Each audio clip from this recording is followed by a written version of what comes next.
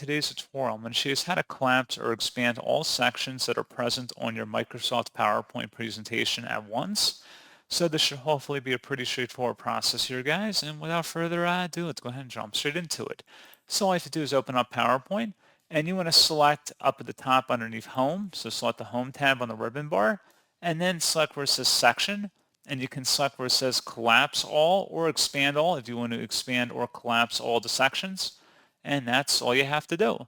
So pretty straightforward process on that, guys. And as always, thank you for watching. I do hope that I was able to help you out, and I do look forward to catching you all in the next tutorial. Goodbye.